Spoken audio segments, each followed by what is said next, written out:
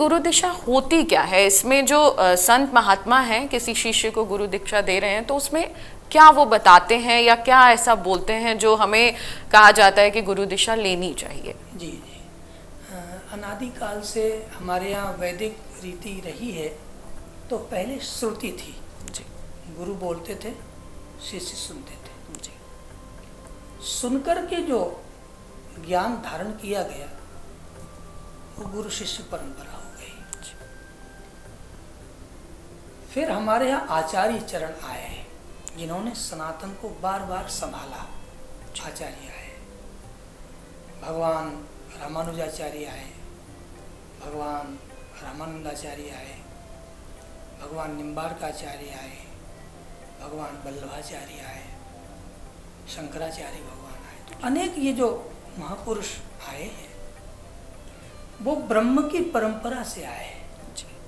ईश्वरीय शक्ति से ओतप्रोत होकर के वो इस धरती पर सनातन के लिए आए हैं।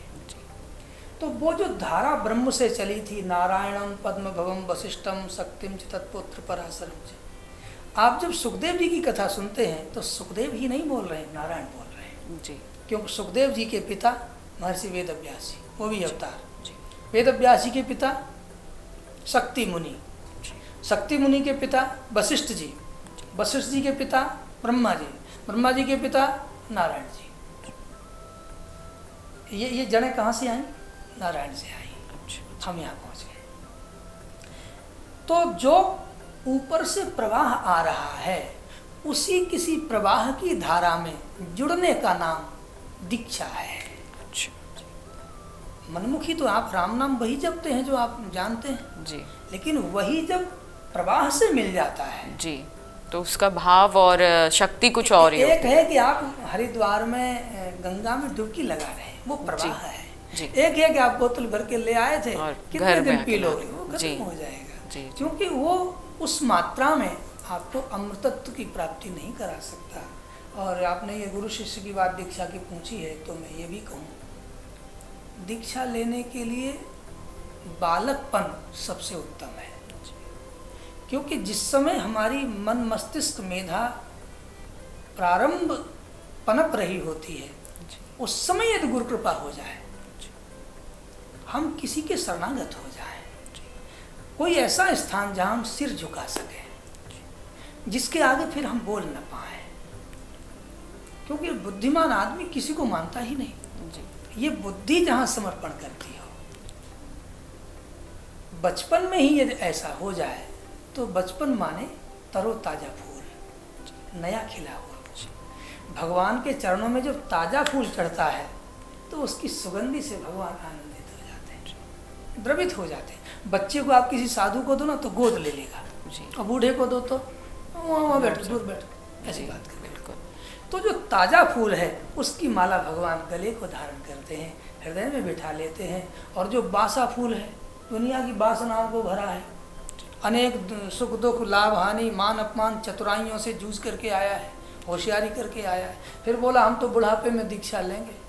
तो जब कलुष से भरा हुआ है, भगवान दूर रखो इसको, दे दो भजन करे तो करे, दूर रखो इसको, क्योंकि गले में पहनने लायक नहीं है, तरो ताजा फूल नहीं है। इसलिए दीक्षा हमारे यहाँ गुरु बिनु भव निधि तरे न कोई, जो बिरंची शंकर सम होई। भगवान शंकर को भी दीक्षा लेनी थी, वो भी दीक्षा ली, सब देवताओं ने दीक्षा ली, भगवान राम जी ने दीक्षा ली, भगवान कृष्ण ने दीक्षा ली। तो दीक्षा के लिए गुरु कैसा हो वो जरूर जी। यही मेरा अगला सवाल है आपसे कि हम बहुत सारे संत महात्माओं के कथा भागवत सुनते हैं, प्रवचन जो देते हैं उन्हें अपने जीवन में भी उतारते हैं, लेकिन सही मार्गदर्शन कैसे हो कि ये हमारे गुरु होने चाहिए, हमें इन गुरु से दीक्षा लेनी चाहिए, ये कैसे पता चले? महापुरुषों के ना शास्त्रों में लक्षण लिखे हैं, रामायण में भी लिखा है, भगवद गीता में भी लिखा है और भागवत जी सभी शास्त्रों में लिखे हैं। सरल पड़ता है इसलिए मैं मानस की चौपाई गा देता हूँ। वो लक्षण जिसमें घटते हों, स्त्री हो पुरुष हो, यहाँ का हो वहाँ का हो, छोटा हो बड़ा हो, वो लक्षण जिसमें घटते हो वो आदमी गुरु है। गुरु गीता का एक मंत्र है, यस्य दर्शन मात्रेण मनसा स्यात् प्रसन्नता।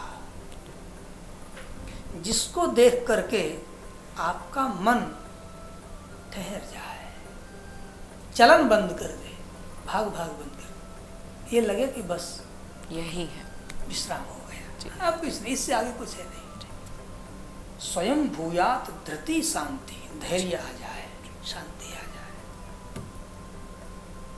दूसरा, जल्दी न करे गुरु बनाने, पहले गुरु के समीप रहे, सो सके तो साथ रहे, सोवे जागे साथ में, ये सुने कि उसका टेलीफोन कितने बार बजता है, वो कैसी बात करता है, उसका बोलना कैसा है, उसका चलना कैसा है, उसका जागना कैसा है, उसका सोना कैसा है। राम विलोकन बोलन चलनी, जिसमें ये लक्षण दिखते हों, सट विकार जित अनग अकामा, साधु के लक्षण, गुरु के लक्षण।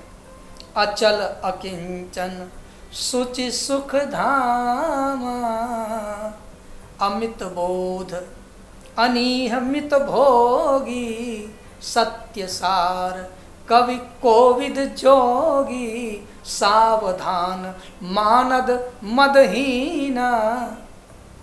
दूसरे को सम्मान करे, अपने सम्मान की कोई काम ना करे, बिल्कुल सावधान रहे, असंग रहे, जिसमें यत वाक्काय मानसा।